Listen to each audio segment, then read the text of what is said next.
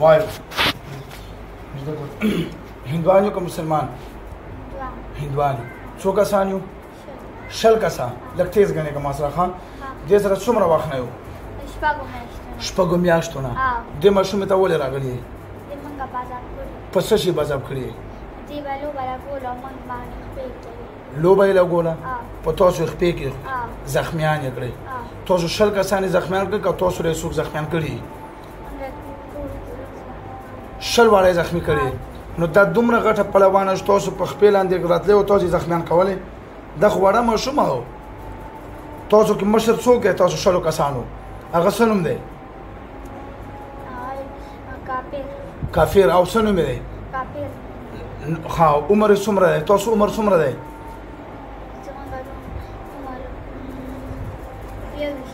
21 کاله تاسو 21 کاله عمر دی او دې ماشوم سره شپږو میاشتو نه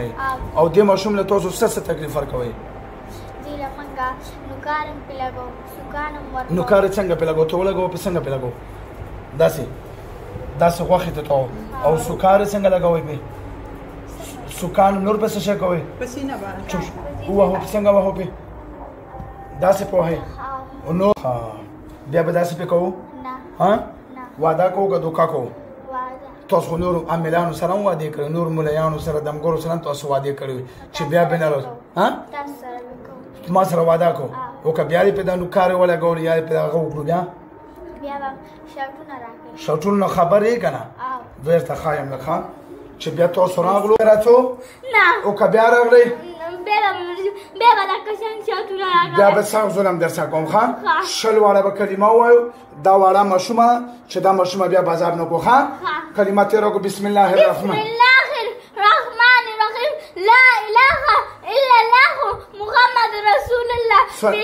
صلی الله علیه و آله وسلم مونږ وعده کوو شل واړه په قسم سره چې بیا به دې ماشومې ته نه راځو نه به سکونډارې لګو او نه په دردونه راولو وعده شوه که نه که دوکه کوو دوکه خو نه کوو راکه وعدې لاس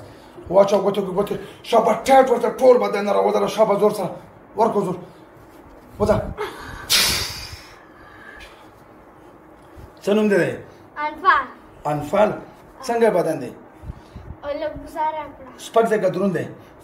سپکو صحیح شو